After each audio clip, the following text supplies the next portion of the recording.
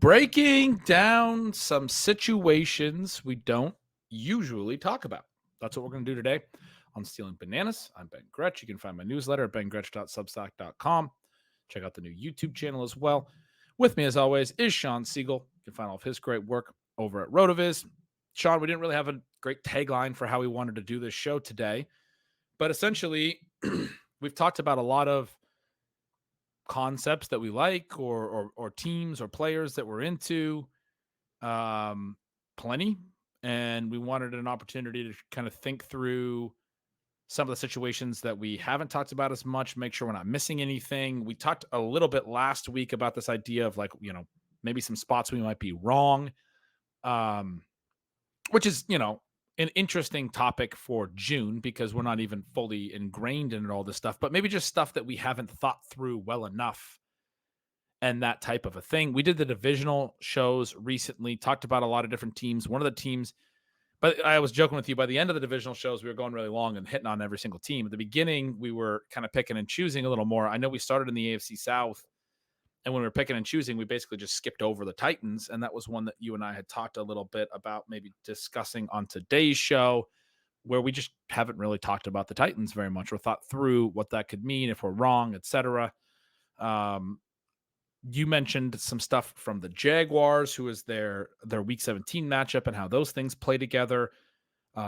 There's some players in the Jaguars that I've been playing in my own drafts a little bit more than you have. We just were chatting a little bit before the show about some of our exposures, and without really intentionally trying to, some of our exposures are very close, as some of the listeners would probably expect.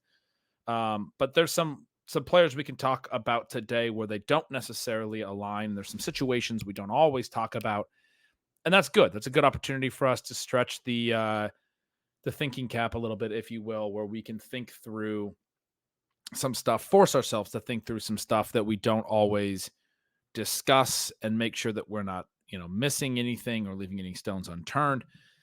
But first of all, how are you doing? Good. We'll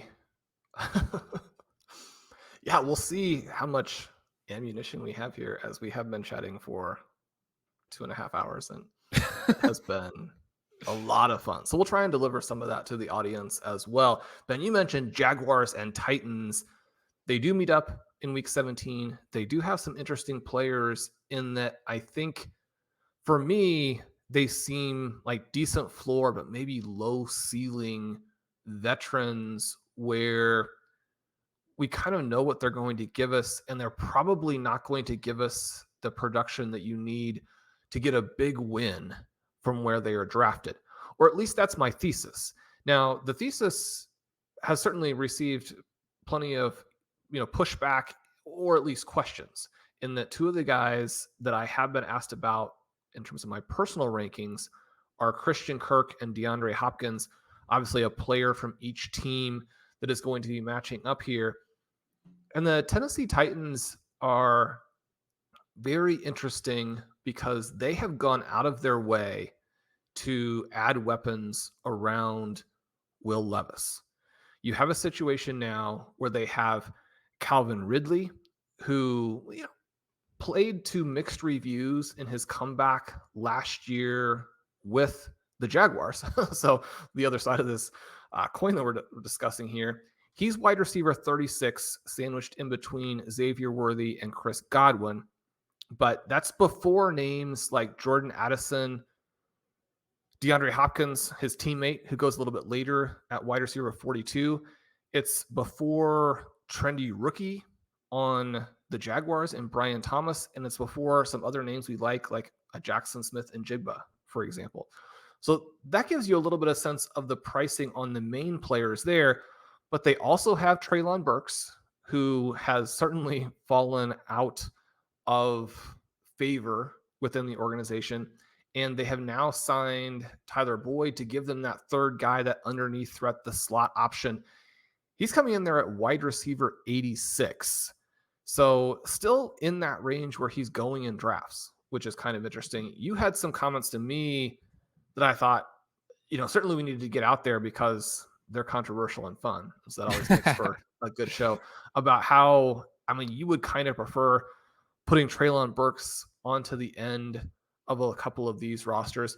But Ben, that's not the only thing. They also signed Tony Pollard to create a dynamic running mate or dynamic backfield with Tyjae Spears, who had a nice rookie season.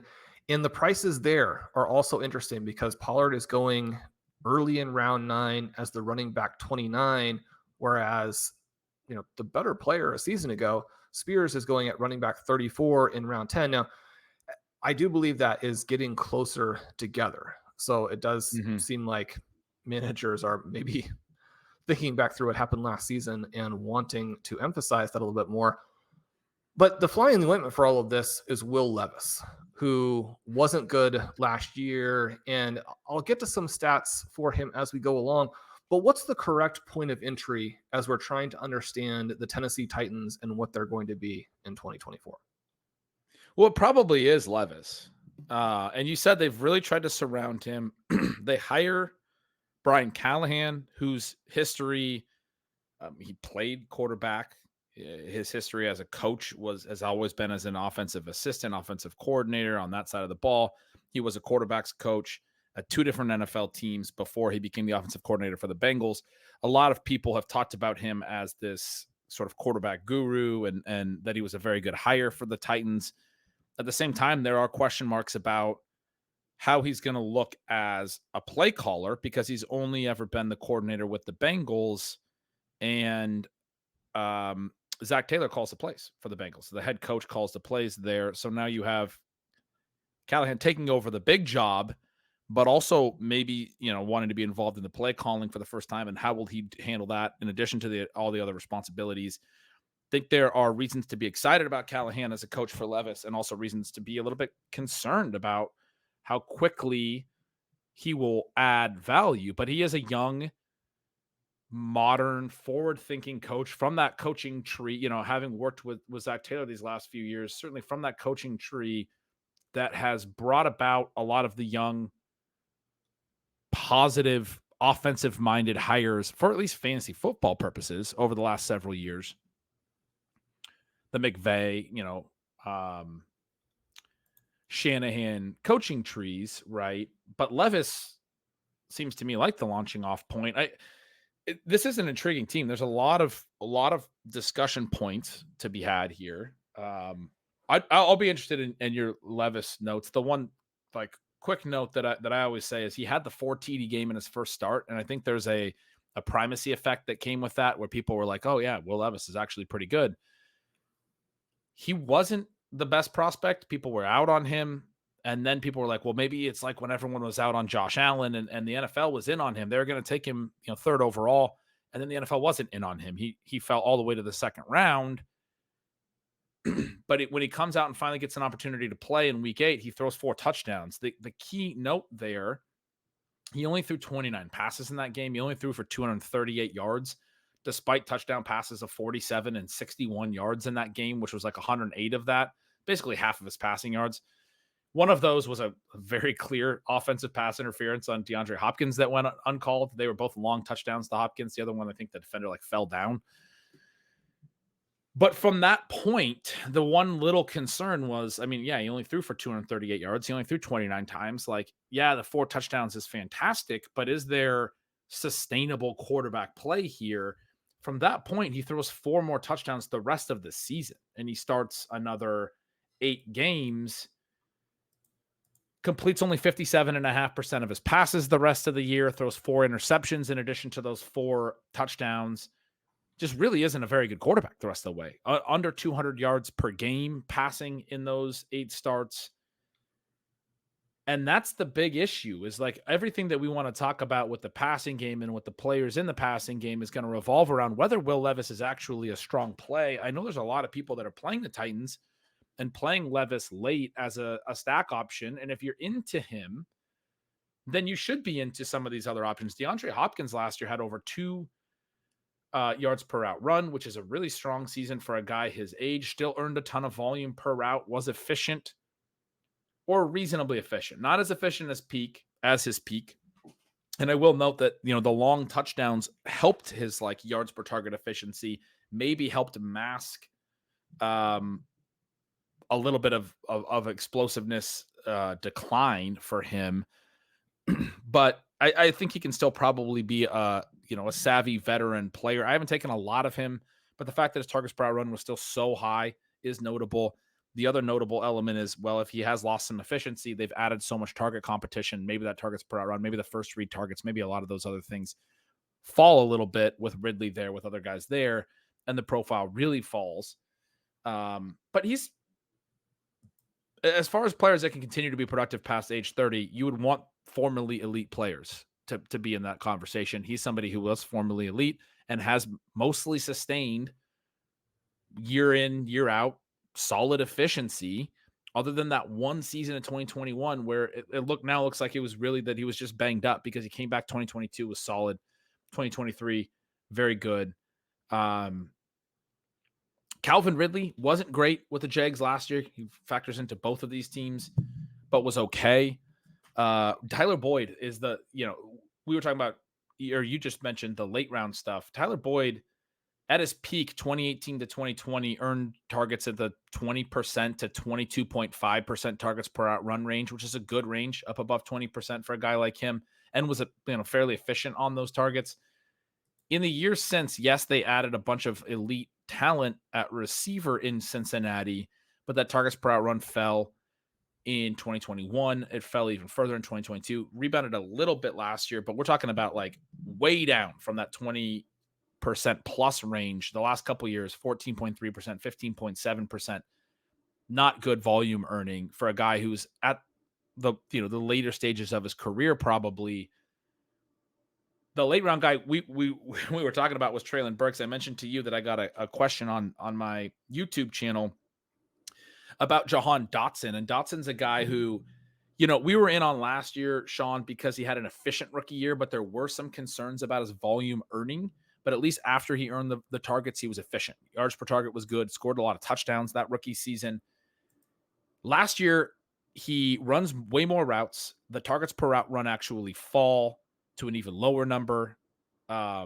This is Jahan Dotson, and the yards per target falls off. So the efficiency, the target earning, all of it goes bad. And then you start questioning the prospect profile. It doesn't look great, but this is a guy that people are drafting in like the, ADP of like 130, like in the earlier double digit rounds, as a potential year 3 bounce back. And the comment I made to the people in my chat in that live stream was, if you want a year 3 bounce back, why wouldn't it be Traylon Burks? I think one of the big counter arguments would be that Dotson projects to run a lot more routes than Burks this year. It's probably the main reason, because I think a lot of people think the Titans are completely out on Burks. But I mentioned Dotson's whole profile, the year 1 being not great in the target earning, but efficient, and then the drop off in year 2, to reference Burks, who as a year 1 player was at 20+% targets per out run on an above average ADOT, and was solidly efficient, had a 1.75 yards per out run. That's pretty good. Dotson was 1.39 that rookie year.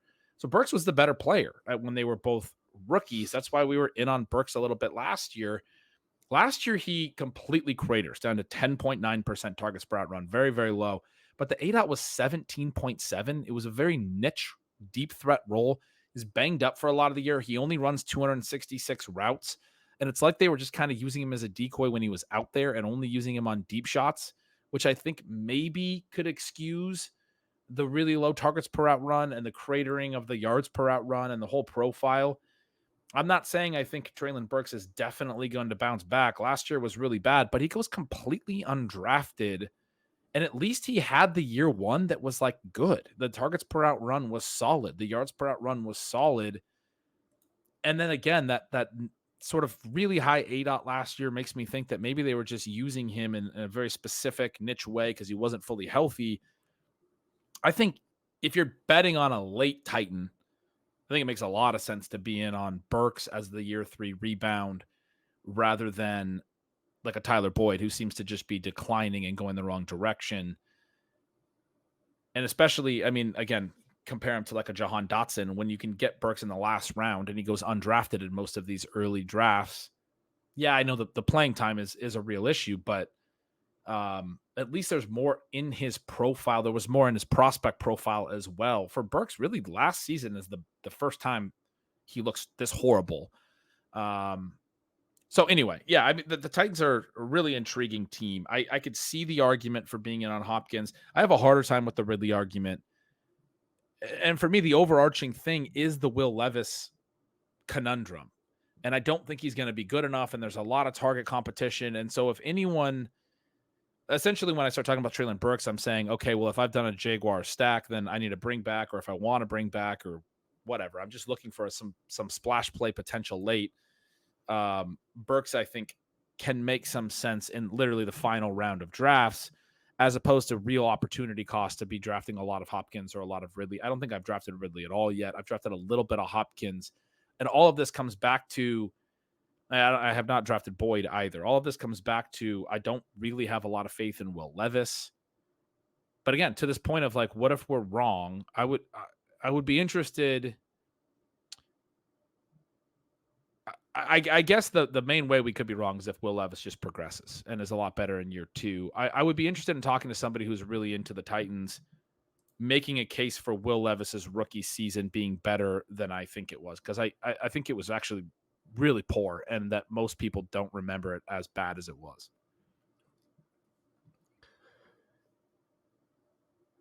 The receivers are so interesting here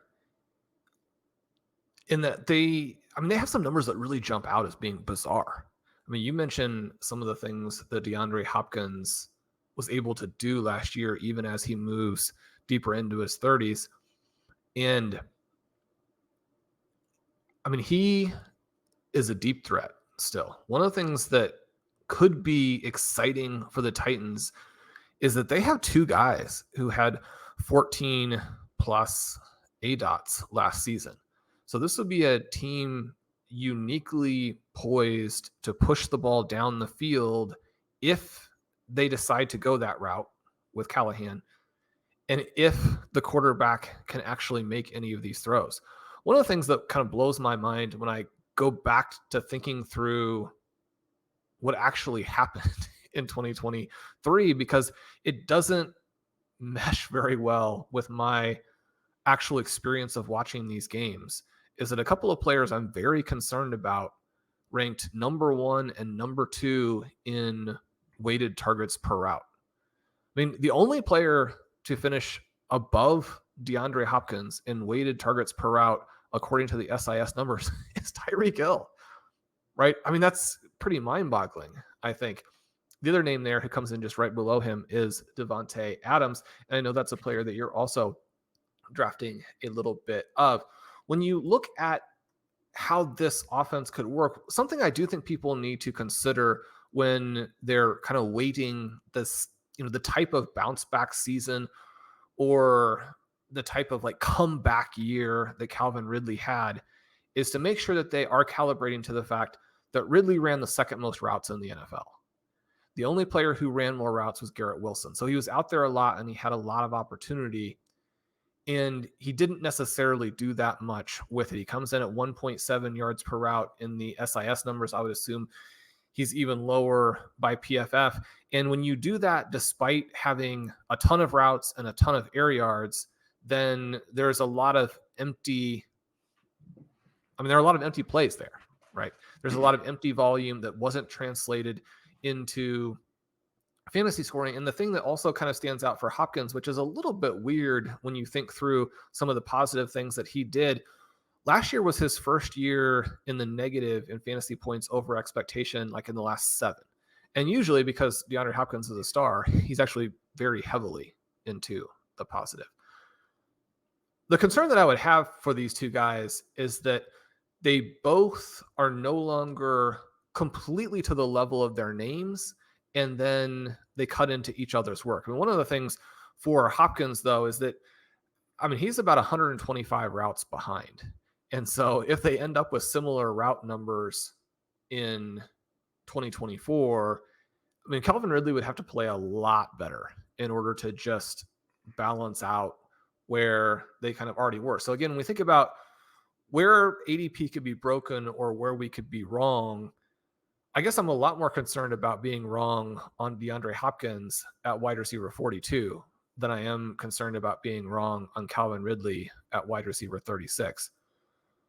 One of the reasons I guess I'm not that scared about being wrong on either of them is that Boyd, despite being super inefficient, did run a ton of routes still last year. And part of that probably comes down to Tay Higgins missing some time and then needing to have Boyd out there, even in a lot of, two receiver types of situations.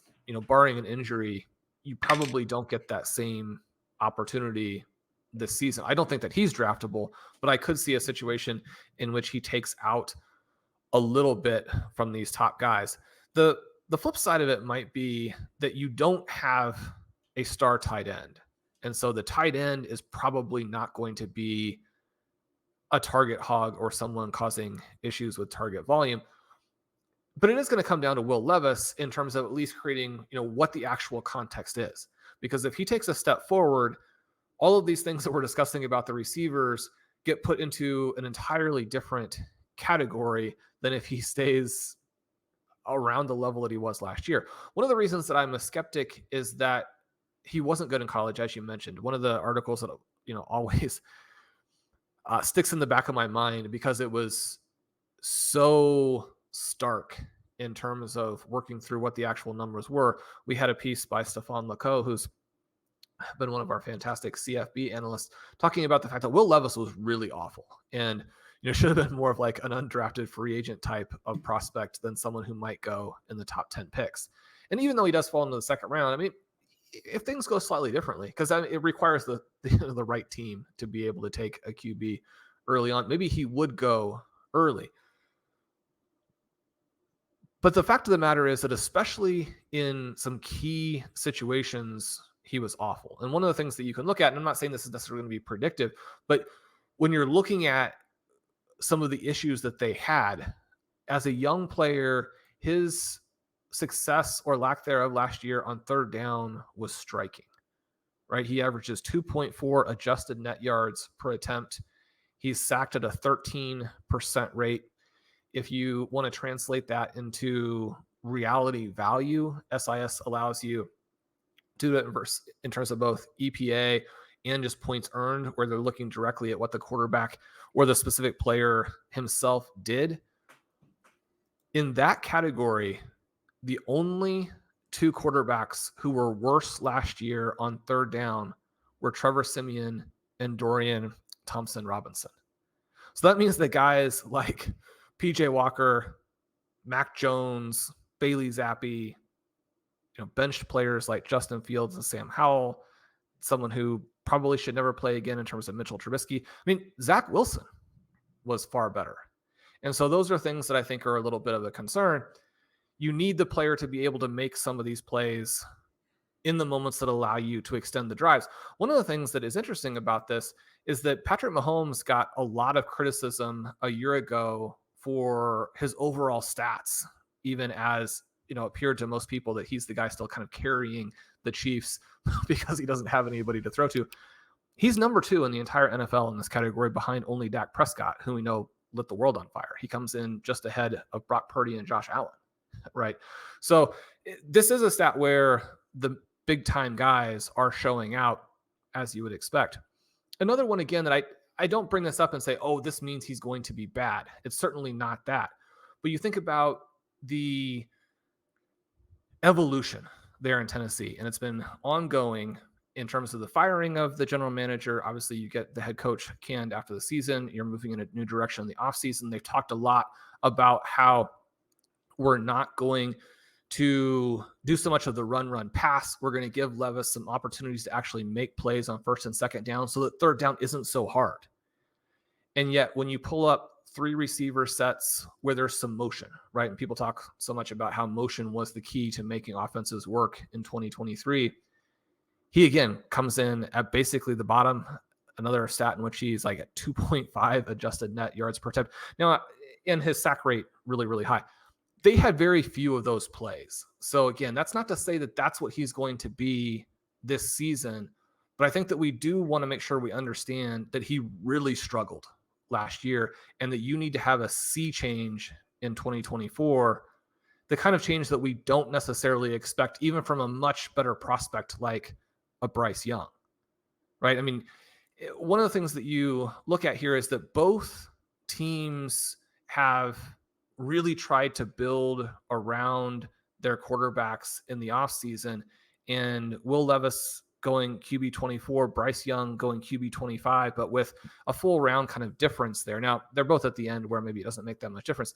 But Ben, one of the things I'm struggling with here, both in terms of thinking about QB pricing, but also how that washes back on the receivers, is given how bad Will Levis was and how huge the gap was between Bryce Young and Will Levis as prospects, how are we in a situation where we still are, as a fantasy community, giving the mild edge to Levis?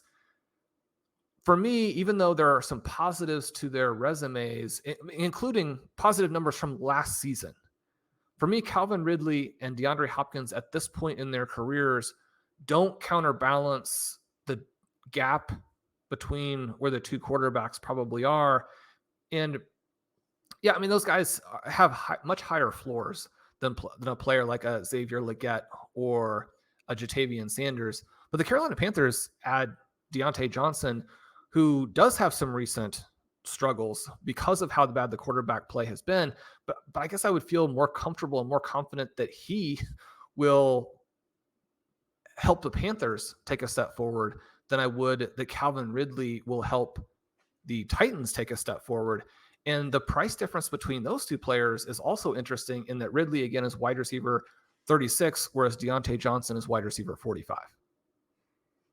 Yeah, that's a great point. And Legette is going later. There's just a lot less buy-in in the Panthers overall. Again, people talk about Brian Callahan, but there's also reason to be interested in Dave Canales and what he might be able to bring to the Panthers. Just to, like, you just gave some great stats on how Levis struggled. One of the other things I think that adds to this discussion and plays into why I even brought up Traylon Burks, who you didn't mention, I want to know your thoughts on. But Will Levis, out of every quarterback who started at least a few games, I'm looking at the names ahead of him, and it's the only other one that has any real volume is Jameis Winston, but he had like 47 total pass attempts. Will Levis had the highest passing ADOT in the NFL at 10.5 yards. The next highest one is at about 9.4, so more than a full yard lower. That's where Joe Flacco comes in. A couple spots down from that is CJ Stroud, who was the biggest rookie hit of all, and we like these vertical passers that are good at it. But I do think it's a notable stat in what Will Levis is and what he might become if he's able to develop and all of these things. People have talked that he has a little bit of mobility, but he's definitely a guy who's willing to push the ball downfield. When you talked about DeAndre Hopkins' weighted targets per run, he got a ton of air yards. His ADOT was a lot higher than it had been for the last few years. As he started to age, he became more of a possession receiver, but this past year spikes back up, in part because that's who Will Levis is and what they needed him to be. Is just like, you got a big arm, take some shots downfield. The concern for me is, can he actually do any of the short and intermediate passing? Basically, are they going to be able to develop that part of it? It seems like last year that Vrabel and that coaching staff didn't really trust that part of it. They wanted to run the ball and take shots. And for Levis, it was read out the deep stuff. If it's not there, maybe try to scramble or something like that. But if he does take that step forward, that's an element of the type of passer he is, big arm downfield guy that does like at least overlap some with Traylon Burks. I don't know that it really does overlap with Hopkins' skill set at this stage of his career, although Hopkins was able to have a pretty good year in that role. And formerly, when he was coming up, Hopkins was a deep threat. I mean, that's what he was in his very early years with Houston. He was this awesome downfield weapon who was it still Andre Johnson? They had a number one that he was working off of in those early Houston years. I can't even remember who it was, but Hopkins was sort of the number two. Is that right? Was it still Andre Johnson in those first years? I believe so. Yeah, they played together for a year. I was just pulling up Andre Johnson and DeAndre Hopkins' age 21 rookie year was a 32-year-old who got 181 targets for the 2013 Texans. And Hopkins was kind of the vertical threat opposite him as a young player. Anyway, he still has those downfield ball tracking and body control abilities. Hopkins has always been one of his skill sets, the ball tracking and the hands and all of that stuff. But the athleticism just not really there. I was kind of making that joke about the offensive pass interference. Like, it's hard for him to separate down the field. He kind of needs to toss a DB out of the way to make the play on those ones. That was a big issue with Ridley in the Jaguars offense, was that he was not really able to win down the field. If you wanted to be back in on Ridley, and I mean, there's we talked about the Players Tribune article he wrote last year, some of the stuff that he went through in his personal life while also being out. Their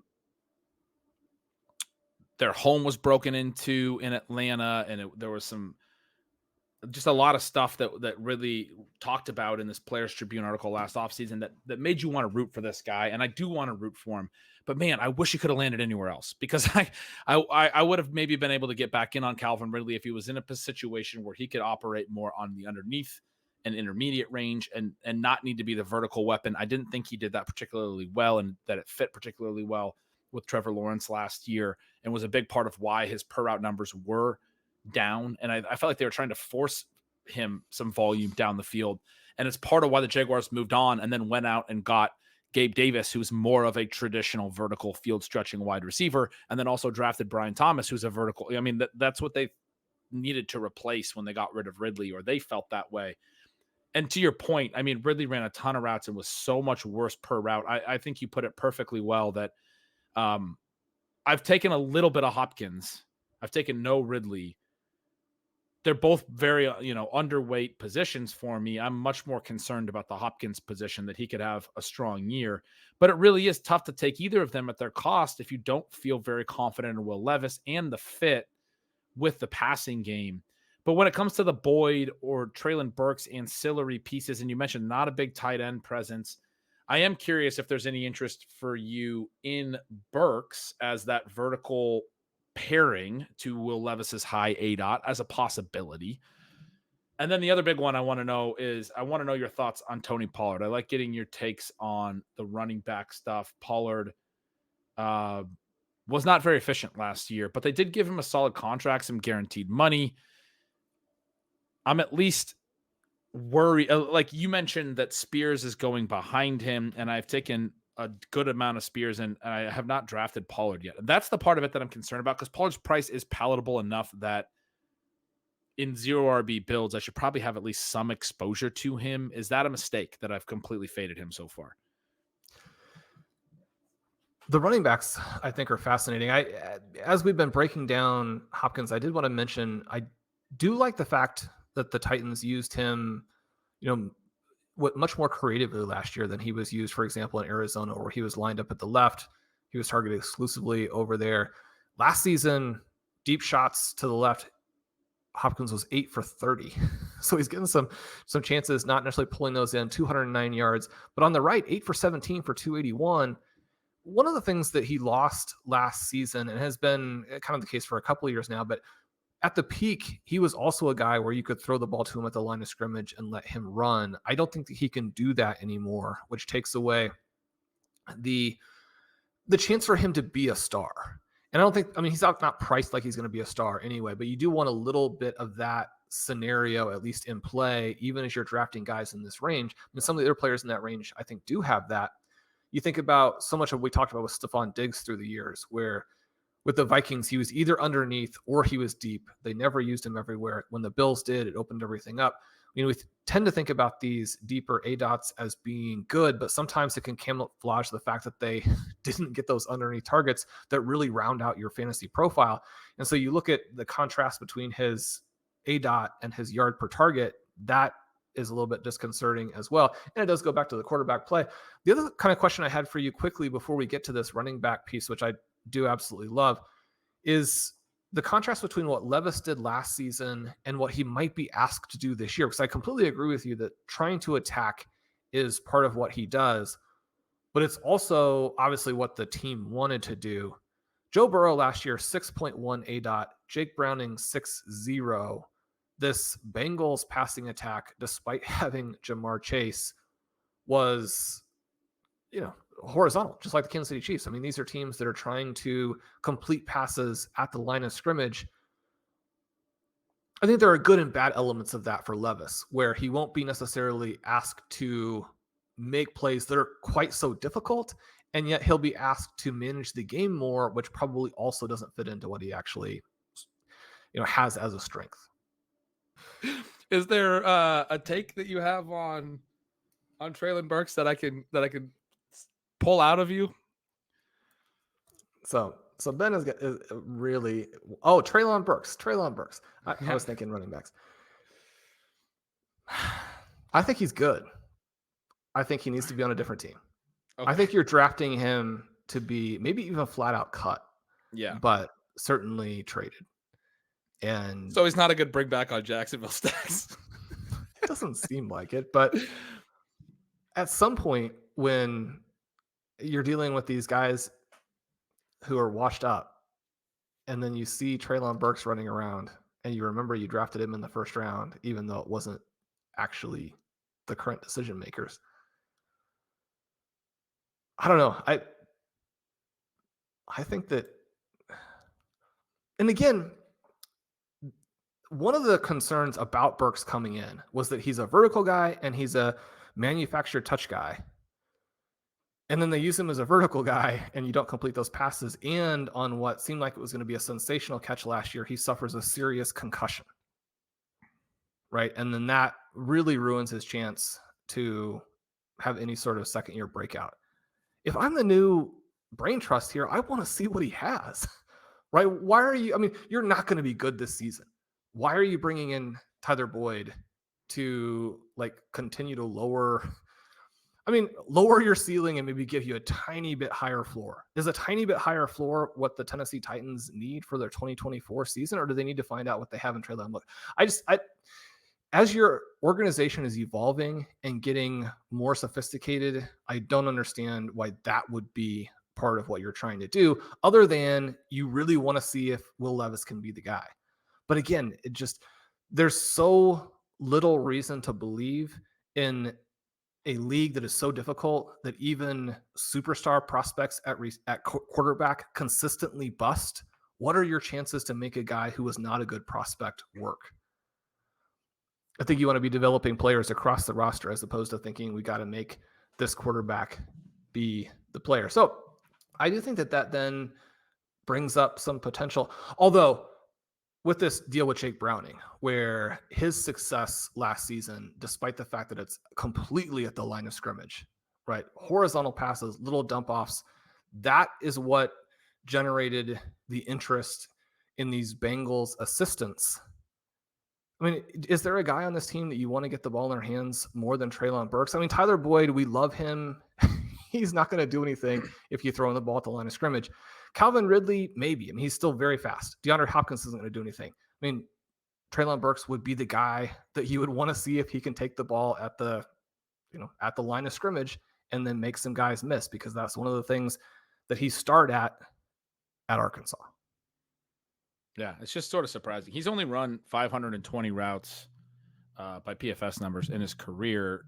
Like, I was making the Jahan Dotson comparison earlier. One of the reasons I'm kind of negative on Dotson, and I've been asked about him a few times, is that he was up there with Calvin Ridley in routes last year. He had over 600 routes last year. He played a ton and wasn't good. He could still rebound. Maybe it was all just, a sophomore slump, but he has over 1,000 routes in his first 2 years and a questionable profile on that.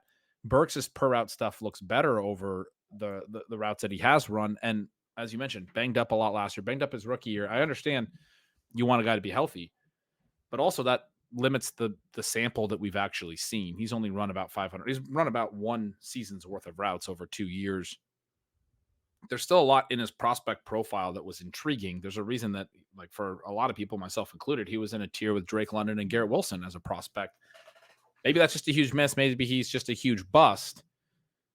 But I just don't know that we've seen bad enough football from him to be that confident, I guess, is what I would say. He's been not even out there that much. Anyway, whether he, even plays for the Titans this year is certainly up for debate. I'm not really trying to push Traylon Burks as an obvious pick. I've only taken him in a couple spots when I wanted to get a little correlation, but in part because I do think, yes, there's that path for him getting cut or potentially traded or whatever, winding up on another roster and maybe making a little bit more of an impact somewhere else. I mean, can you imagine, like, what if he landed with like the Cowboys where they're gassing up Jalen Tolbert right now as the potential wide receiver too?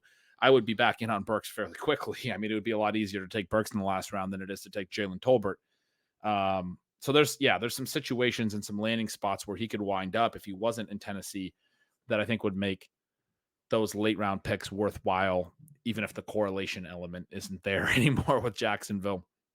But it is disheartening and surprising that they're, seemingly just completely out on him, the new regime, not that interested in finding out what they have from that player. It seems, based on the acquisitions of both Ridley and Boyd,